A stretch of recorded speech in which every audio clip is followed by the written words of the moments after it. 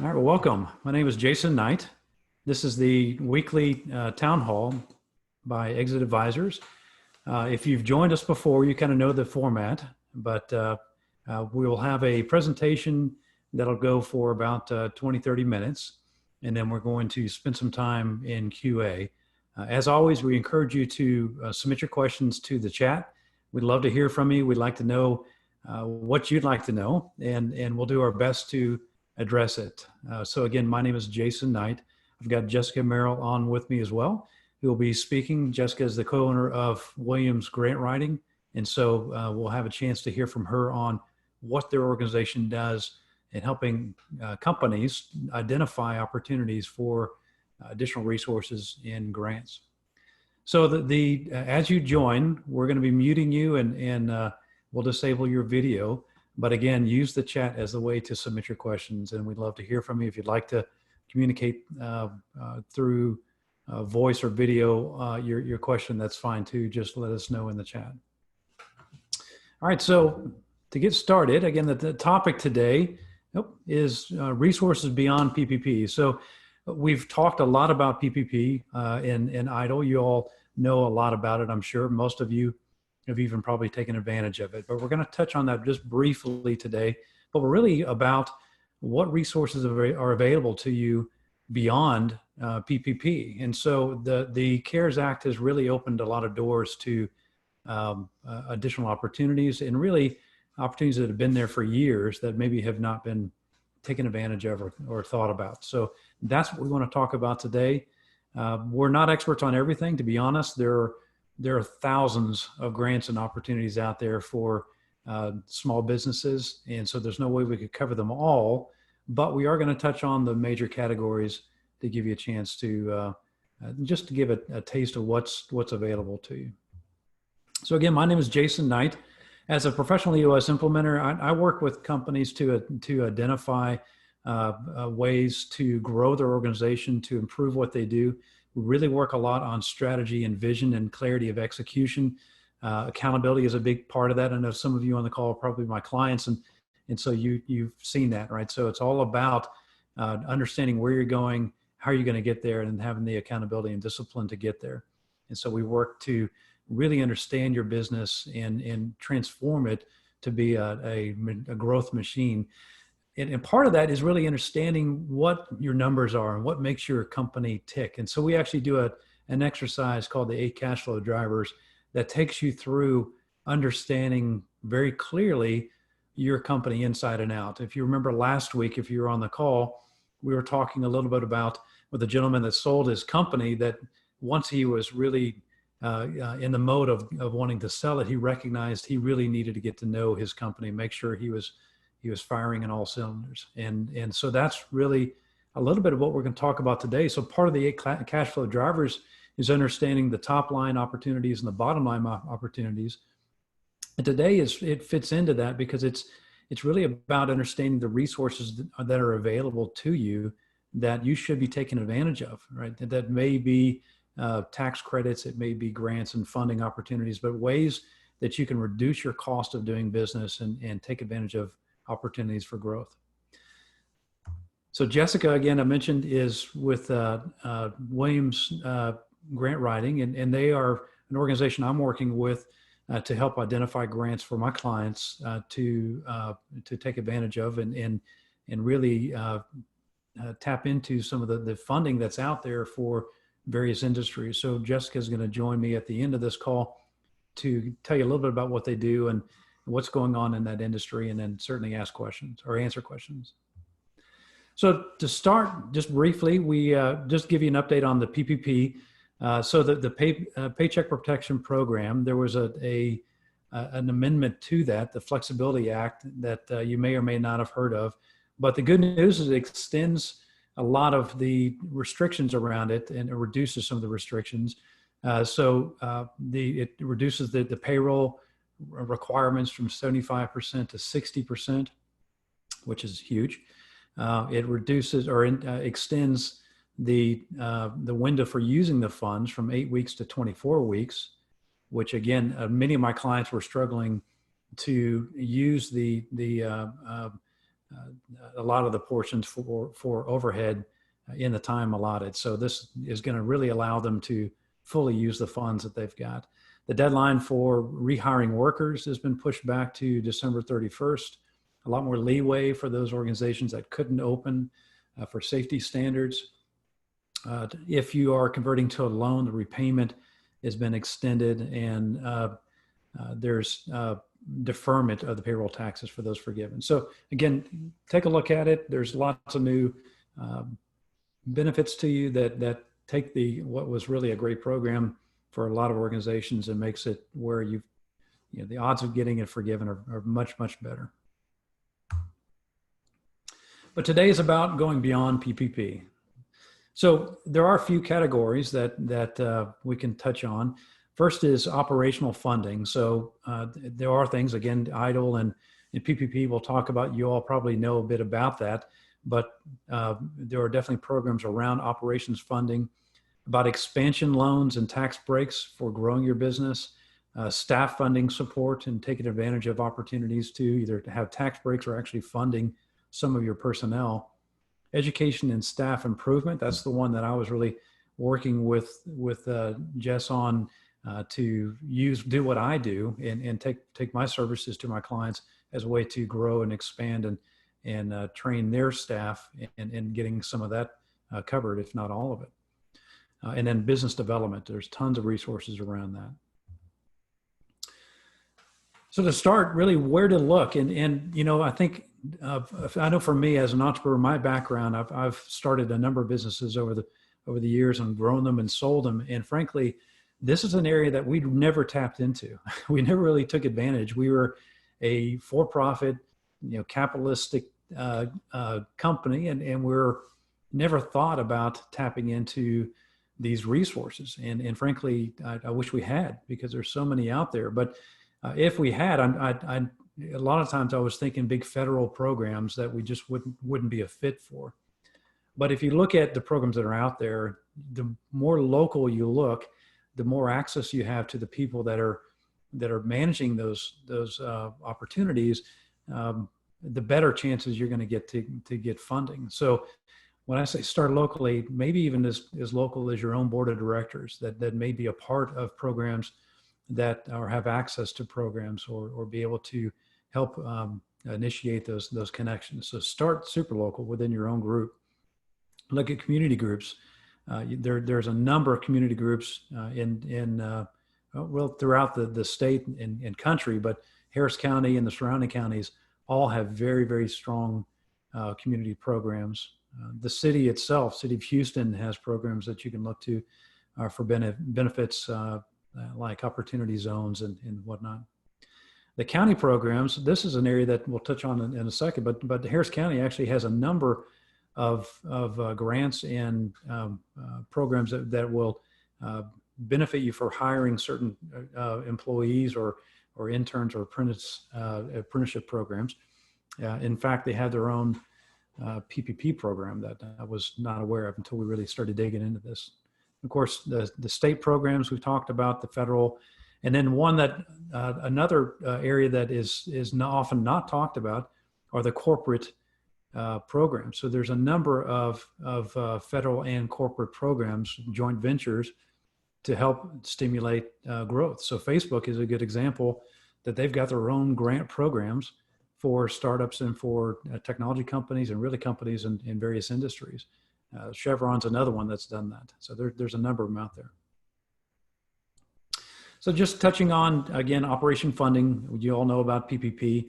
We won't belabor that too much, but it was interesting to find out that Harris County had their own PPP program. Now that's been tapped out at this point, I believe, but it just goes to show you though that there are programs very local that you need to keep a close pulse on, because these come up periodically. The EIDL program that, again, many of you may be aware of. These are examples of funding programs that are specifically geared towards operations and funding your company's operations going forward. Again, the joint commercial funds, the small business or save small business funds, we've got a link there. Details a lot of these out. And by the way, my slides are going to have a lot of words and a lot of links in them. So don't worry about writing them down. We're going to send you the PowerPoint in so that you have a chance to follow these links and do your own research. So don't worry too much about notes. We're going to send the PowerPoint and recording after the fact. So the next is some expansion loans. So not operational loans, but loans that you can use or tax credits you can use to actually grow your business. So the SBA 504 loan, some of you may be tapping into, and that's really a very cost-effective way to get potentially a large sum of money, a large loan with great terms that's geared specifically to go build something, to buy land, to build a building, or buy a building to grow your business. So it really is to stimulate local economy and small businesses, specifically around expansion. The next is opportunity zones, and many of you may be aware of opportunity zones, but they basically are tax credits to incent you to invest in certain communities. We were talking about one earlier in West Texas, in Alpine, Texas, where I've got a place out in West Texas, and there's a group looking at a business here in town, and there's not an opportunity zone in exactly where the business is, but really close by. And so when you work with these small communities, I would absolutely approach them about potentially shifting the opportunity zone or expanding it to include the area that you're looking at, because in the end, they're after the tax dollars, they're after incentivizing you to invest in their community. And so there's so many opportunities there. Next is staff funding support. So across the board here, apprenticeships, disabled workers, veterans, and work opportunity tax credits, these are all programs to either help you directly fund a resource coming in, an apprentice, or hiring somebody. It's to help lift up certain areas of our workforce that are maybe either overlooked or struggle in certain areas. So there's different tax credits and support that will incent you to hire folks, disabled workers, for instance. That you can get tax credits for adjusting your workplace to accommodate these folks. And veterans, there's tons of opportunities around hiring veterans and help funding not just their hiring of the staff, but also if they're disabled veterans, there's additional funding there as well. So they're great programs to incent you to tap into that community and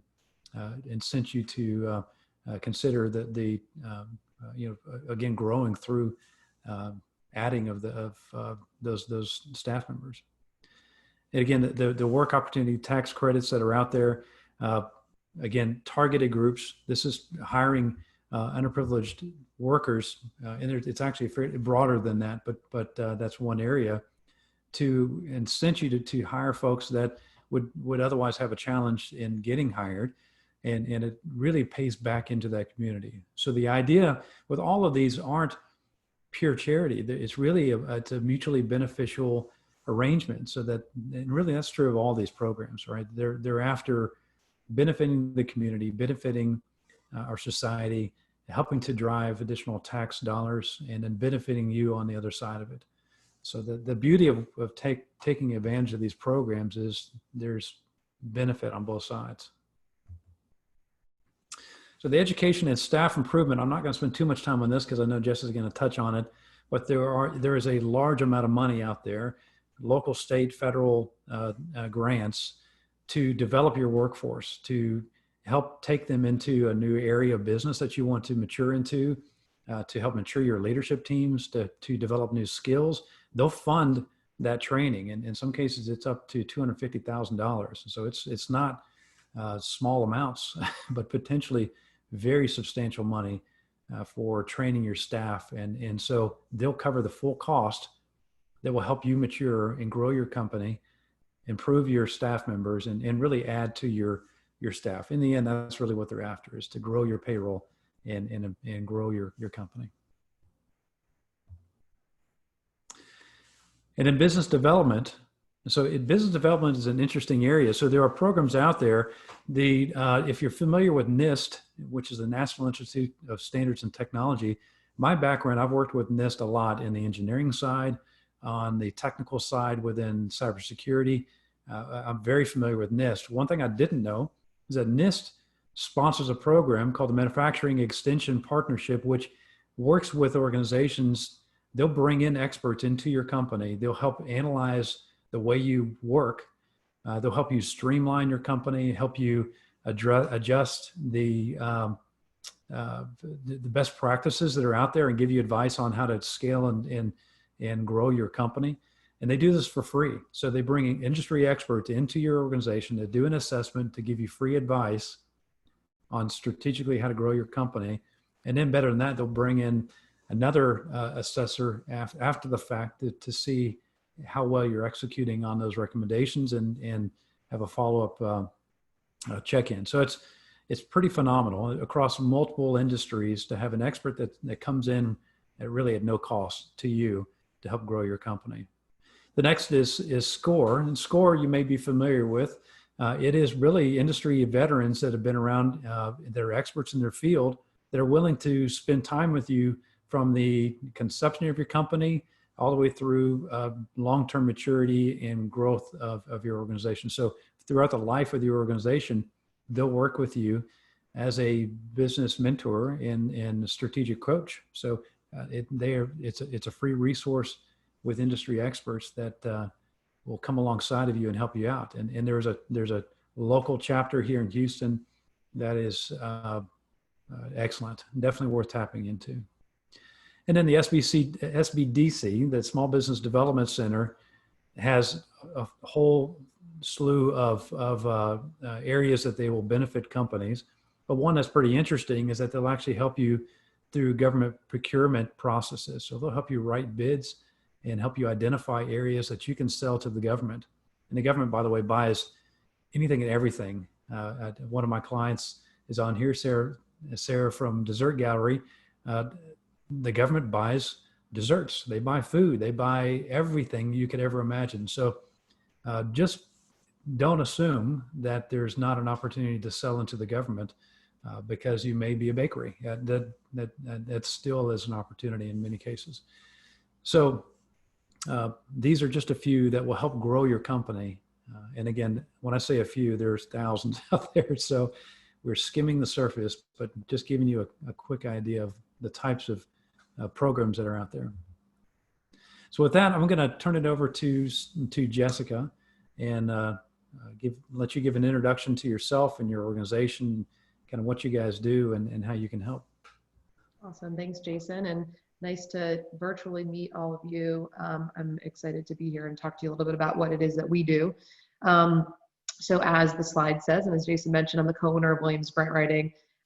We have been in the grant writing space since the early 2000s. Our co-founder, who's my business partner's wife, she started writing grants for herself 20 plus years ago when she realized that she was a theater performer. She realized that there was grant opportunities for her as a performer to travel all over the world by applying for these grants that existed. Again, Jason mentioned, and I think the theme here is that there's so much money to go around and funding that's being sourced and distributed based on the needs of any given organization, whether that's governments on the for-profit side or nonprofit side or private foundations. And that's really, the foundation of our business. So she became a freelance grant writer, built that business, over a number of years. And in 2014, her husband, my business partner, and I started the national scaling of Williams Grant Writing.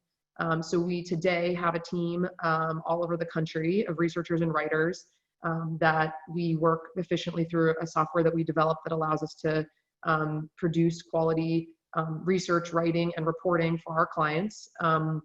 And we, Jason and I were joking yesterday, so we think of ourselves as grant hunters. And so while the bread and butter of our organization and kind of the foundation of where we started was in the nonprofit world, for the past few years, as my partner and I own other businesses, we started becoming aware of funding opportunities in the grant space that were on the for-profit side, and we were taking advantage of them and exploring them for our other businesses. Yeah, Jason, you can just kind of stay on this slide. You'll see here, I put some history about the company. And I have a couple other slides that kind of talk through our process, but really I'm more about kind of talking through things, and then we can have follow-up conversations about specifics. So yeah, so for us, we became aware of through a number of different opportunities that were presented to us for grant funding for our other companies, and it hit us that we were, we had this focus on nonprofits, and that there was such an opportunity in the for-profit space that we were unaware of as well, just because we'd, as you stay focused and you stay in your lane, and we had done that so well for so many years and grown. But we thought, well, certainly if there's funding out there, we're the experts in finding it and then preparing all the documentation and all the reporting requirements after the funding is secured. So we started moving into that space about a year and a half ago. And as Jason mentioned, the space that we were really focused on, as we're both members of Entrepreneurs Organization, Dan and I, is the EOS training program that Jason is an implementer for, and a number of our chapter members are, as well as we use it in our businesses. We use Traction. And so we found that, and we live in Florida, our business is based in Florida, that there are these employee training grant programs in pretty much every state in the country that are essentially, and this is kind of, as Jason mentioned, it's a way for state, local, federal government to direct funding at initiatives that they're looking to accomplish, that obviously working with, through private partners is more efficient. So for these state grant funding opportunities, it really is based on whatever the needs of the state are. So you'll find in certain states, and I know most people, I would imagine everyone on this call is in Texas, but just for example of how this particular employee training grant works, is that the state will determine what the needs are of what they're trying to accomplish, and then will direct the funding and the guidelines for the grant to help them accomplish that. So it's about positioning the businesses in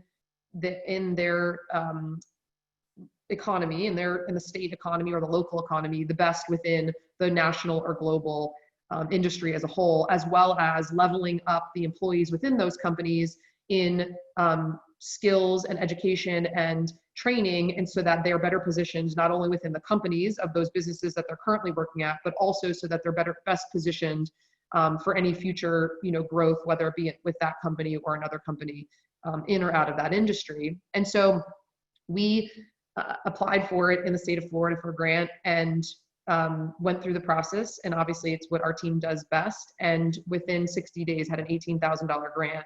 And it was just a test just to see what would happen. And so for us, that opened our eyes. Again, this was about 2 years ago, to not only the opportunities that exist, but also in the for-profit space, unlike the nonprofit space, grants are not something that everyone's aware of. And so the amount of people going after them is so much smaller that the chances of getting the funding is so much greater. And so we were very surprised and excited about that. And that kind of put us down this path of starting to explore. We've been working now with companies and EOS trainers all over the country on this employee training grant specifically. And then Corona hit and the CARES Act was passed. And we kind of got thrown in the middle as a resource for a lot of our entrepreneurial peers and friends and clients to help them kind of sift through all of that, because again, it's complex guidelines that are constantly changing and paperwork. And what we found in the midst of that was, while for the CARES Act, for us, we were really just kind of acting as a resource during the chaotic initial, few weeks. We supported everybody and helped them sort through what the information was. That this was opening for-profit business leaders' minds to the idea that funding outside of the traditional institution and bank model that all entrepreneurs we mostly look to, that identifying these other funding opportunities was really key to supporting for-profit clients. And so since then, we've started working with a number of for-profit clients on identifying what grant opportunities exist very specific to their organization. And so the example that Jason and I were talking about yesterday, we have a healthcare client. So they're in electronic medical record staffing. And obviously with everything going on right now, they reached out to us because they're very keen on the direction that telehealth is going and branching into that space, and believes and understands that there will likely be, out of necessity, a lot of funding being put towards the expansion of telehealth from an education standpoint and training standpoint. And so we started working with them, did deep dive research, and found close to $1 million in grant funding opportunities. That is everything from, at all levels, federal, state, local. And again, it's a way for these government or large institutional partners to be able to execute and deliver on key initiatives that they have, in a way that moves things forward faster, because they're getting funding to organizations and businesses who are already doing great work in these spaces. And so let's see if I missed anything. So I touched on, and Jason, jump in if I'm missing anything. Another example I have, this is a little bit different, but these are just things, as we do the research, our team comes up with really interesting things, and then we kind of just start to, find potential clients that these funding opportunities would work for, if we aren't already working with them. Another one we're working on right now is a mayor in a town in Minnesota who's looking to do capital projects for his town. And so as we've been talking and kind of looking through, a lot of the funding that is available for in that space goes towards civil engineering and different things like that. And so we look and say, are there civil engineering business owners, that we could reach out, that would be able to take advantage of these funding opportunities, because these grants are being given out. So it's not just directly that an organization or an institution is giving funding directly to one type of organization. It's sometimes the funding's being distributed to some entity, and then that needs to be serviced by a for-profit business as well. So we kind of try to keep our eyes and be really creative as to how the funding can be used, in order to make sure that we're either, if we're not doing the research directly for a specific client, that we're finding prospective clients that we can offer these grant opportunities that we've sourced, to make them aware of that. So that's kind of, that's the overview. I don't know if Jason, you want to jump in, we can kind of like. So you help identify available funding. Yes. You help them navigate through the process, and then help them write the grants to maximize the probability of them getting funded. Is that yes the process? Yep. Yeah. So if you want to click to the next slide, I kind of put in here a little bit of overview of how our process works. So we look at it and we say that we're the quarterback of this entire process for our clients. And so really the idea is, if the entrepreneurs on this call, I imagine, are the type of entrepreneurs who look to work on their business versus in their business. And so the work that we do, we try to make it as seamless and as hands-off for our clients as possible. As I mentioned, we have a custom software that we developed that allows for very seamless and streamlined communication throughout the process. We have our team of research professionals, as well as writers, who seek out the best funding sources, an account management team that works directly with the client, in between the client and the production team, to make sure that not only is the process as best an experience for our clients as possible, but also talks about and kind of consults with our clients on different ways of looking and positioning their business to find more opportunities, as well as we focus a lot on and kind of give a lot of support in the cultivation space.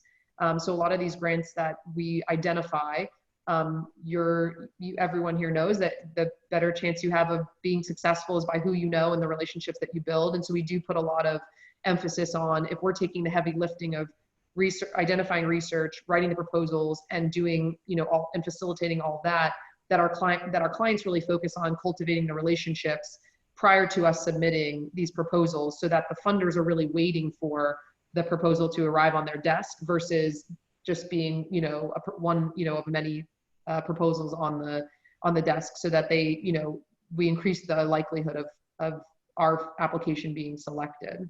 But you can help them through that process, understanding the best way to do that. Then. Yep. That's good. And then the cost model, do you want me to go to the next slide then? Yeah, if you go to the next slide, we can just talk. So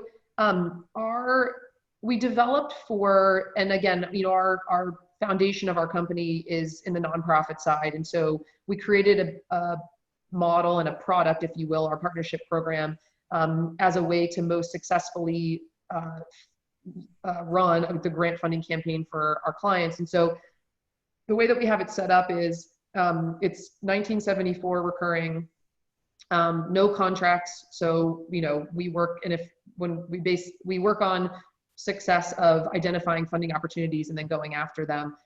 If the results of the research, don't support, ongoing indefinitely, then there's no contracts and you're not tied into anything. But essentially every month we start a new project. And so month one is always a deep dive into your business. That's kind of the most heavy lifting that our clients will do, because that's really us understanding all the nuances of what it is that you do so that we can cast the widest net and really get into as many possible funding opportunities as there are.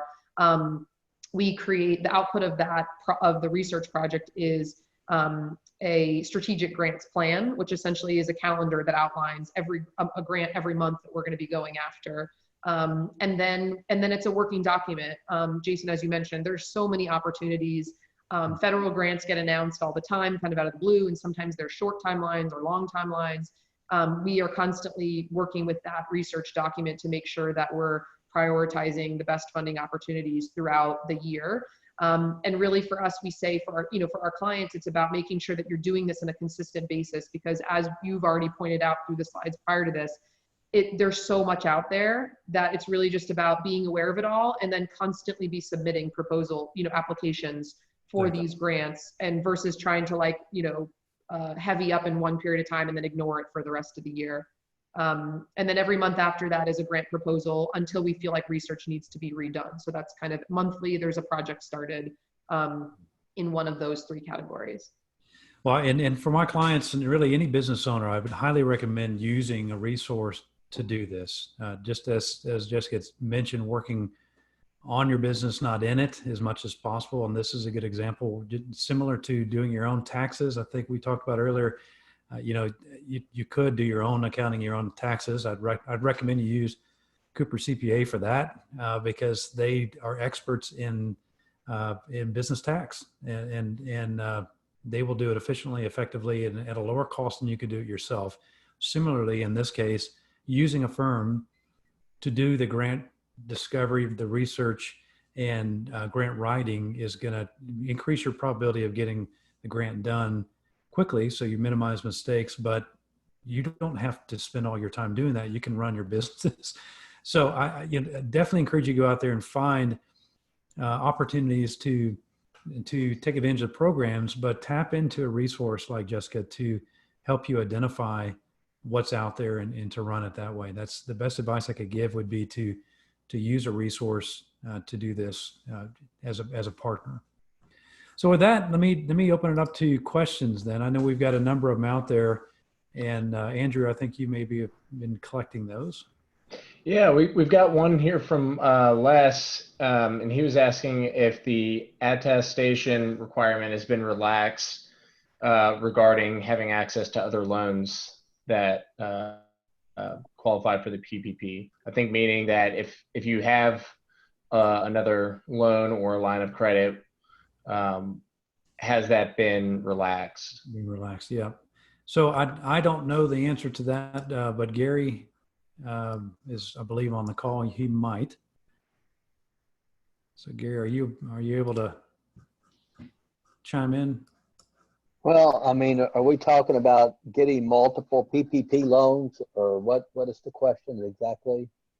So it sounds like Les has a large credit revolver that they have for their company, but they had to kind of sideline that because there were requirements that, I guess, prevented you from getting PPP funding because you had access to that line of credit. So the question is, has that been relaxed? Can people go out and get PPP funding even if they still have access to a large line of credit?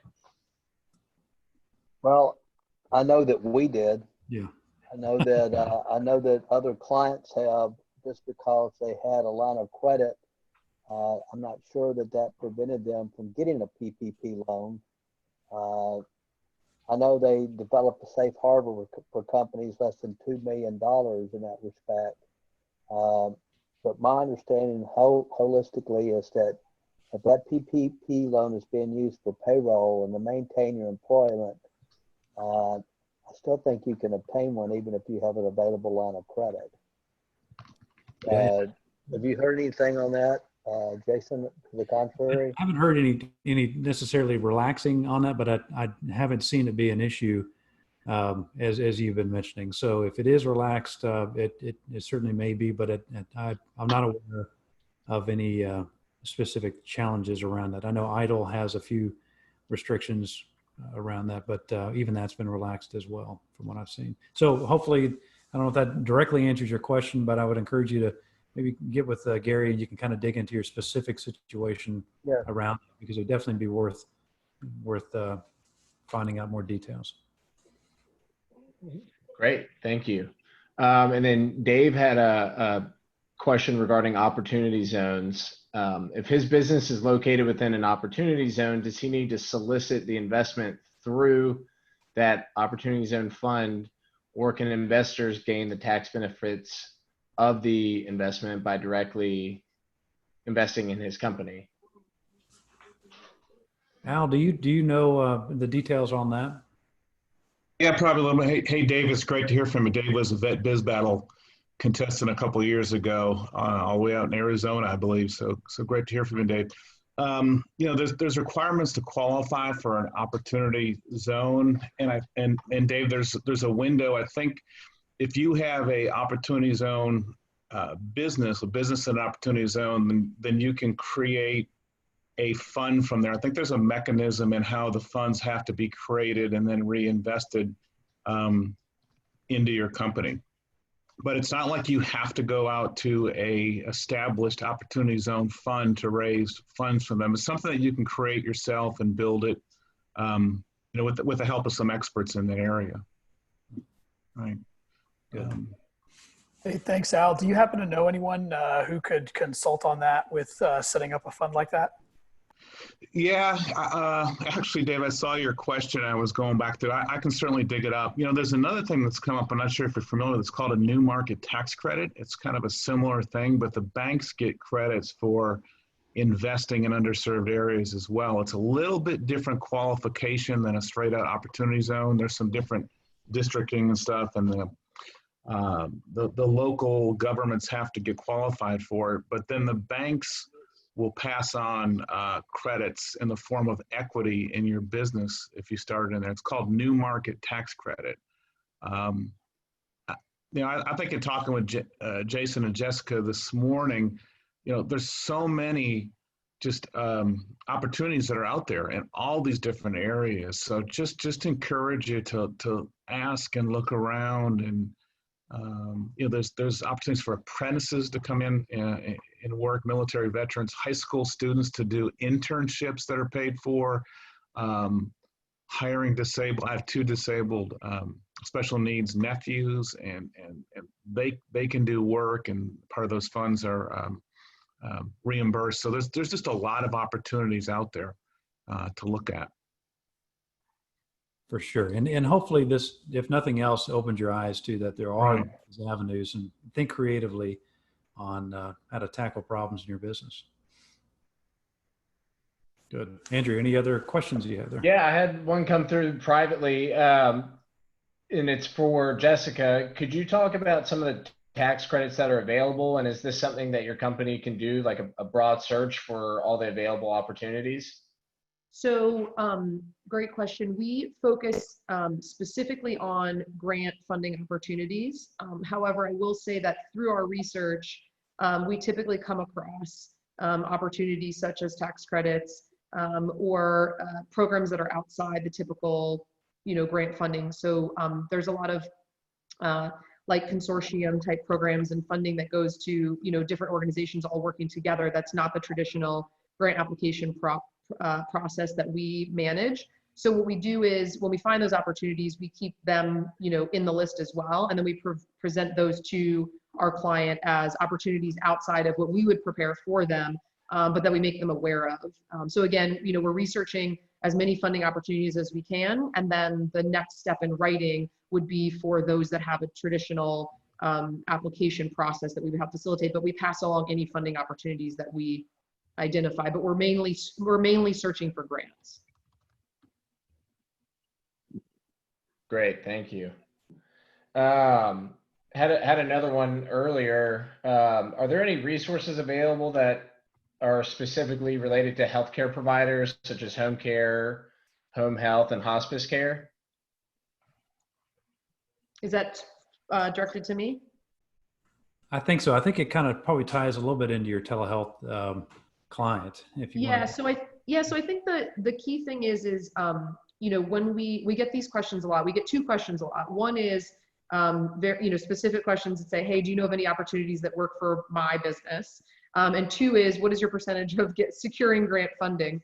And I am not vague about answering either of those for any reason other than it's nearly impossible to really answer either of those because it's so specific to the industry you're in, the specific market you're in, the number of employees you have, how much you pay your employees, what, you know, I mean, there's just so many, there's so many nuances that go into answering that question that we always say that there's so much opportunity out there. The best first step is to have us do research for your organization. So like I said, we're working with this healthcare company in the electronic medical records staffing space that's looking to move into telehealth. And our team did a research search for them and came up with close to $1 million in grant funding opportunities that we'll now be going after, which didn't include a multi-million-dollar federal, that funding number didn't include a multi-million-dollar federal funding opportunity that the deadline had just passed on, that we're keeping an eye on, our team will keep an eye on state and local and federal government grant opportunities that will just continually come out throughout the year. So again, I'm not trying to evade the question or be vague about it for any reason other than it's just so specific to every organization that it's really hard to answer. Right. It sounds like the answer is probably yes. I mean, yeah, I mean, I'd like to say yeah, probably yes. But and certainly all the things we talked about today would apply, right? So opportunities and education in improving your staff, their skill sets, those are out there, whether you're healthcare or Right. a different industry. So some of them are not industry specific, but Yes. would certainly be worth pursuing. Yes. It may apply to your situation. Great. Unless there's some more questions in the chat, feel free to throw them in now. Otherwise, I'm going to pass it back over to the team and we'll wrap things up. Very good. Well, so I know that as you dig into this, there's probably going to be a million questions. And I apologize that the topic is so broad that we can't get too specific on your situations, but that's what this team is for. If you have questions after the fact, I'd love to have you reach out to us directly, and we'll do our best to get you pointed in the right direction, or if we can help you directly, certainly happy to do that. Again, encourage you to work with Jessica and her team and helping to identify and do the research. Just like she had said, grants pop up and they disappear all year long. And so there's no way that you can constantly be monitoring for that unless that's what you do. And so tap into an expert just the same way you would tap into Gary, for instance, for being a tax expert. And so use the resources available to you. But hopefully this has given you at least a couple of little things to think on and opportunities to do things a little bit differently. And again, the benefit here, it's not charity. It is mutually beneficial. Your company is going to benefit from the funds or benefit from the credits that come, and you'll be benefiting the community that these are meant to support. And so it's really a great opportunity. So appreciate you, Jason. Yeah, go ahead, Don. Maybe one thing that we can do, I mean, this is just kind of opening up a whole new area. There's so many that I wasn't aware of, right? Even in my position at Rice and what I do and teach, there's so much that I wasn't aware of. Maybe what we can do over the next week is, gather a lot of these together and just put them out and send them back to everybody. Because, as you're thinking, I had a former student that just started doing R&D tax credits, right? So R&D tax credits are available to almost every business out there as you spend time doing any type of research and development. It can be he's gotten them for restaurants that are, doing research and develop on new recipes and stuff like that. So there's just so many that are available out there. Exactly.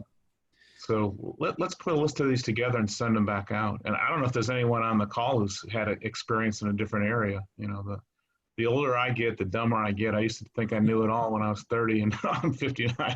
There's a lot of stuff I don't know. So I think it's harder to know that you don't know it all. Other people too. So exactly. Wisdom. Yeah, it's wisdom and collective wisdom from a group like this. So well, and that's the benefit of these town halls, right? So definitely those that are on the call, I know that there's some of you who probably have got experience with different programs that if you want to share that experience, love to hear from you. If you want to share it after the fact too, again, like Al said, we usually send out resources as a follow-up. And this is one where it probably will be a breathing, living document that we'll need to stick out there and continue to add things to it. So. Yeah, the other thing that I'd like to add, like Les's question, I mean, so much of the stuff changes. And with the PPP and the EIDLs, well, first of all, there was a credit elsewhere contingency. If you had credit elsewhere, then you might not qualify. Then they came back and they waived it. So if you didn't pick that up the second time it came around, in Les's case, I believe it's been waived. I can't say 100%, but I believe for the PPP, it's been waived. Maybe for the EIDL, it hasn't. So a lot of this stuff is understanding, right, the window that you fit in. And like Dave in Arizona, if he's in an opportunity zone, then and he's raising capital, then all that capital can come in and save capital gains taxes from his investors. There's just a way that he has to structure it. He has to find that answer out. So. Exactly. Very good. Yeah. Well, again, we'd love to continue to hear from you. If you have questions, feel free to reach out. We'll send out the resources and the PowerPoint, which has our contact information in that. And we'll send a link to the recording as well. But we appreciate you joining us. And certainly next week we'll have another topic. We'll continue these as long as you guys are getting value out of it. And we love helping in any way we can. So hope you have a good week, and we'll speak to you all very soon next week. Thanks. Thank you. Thank you.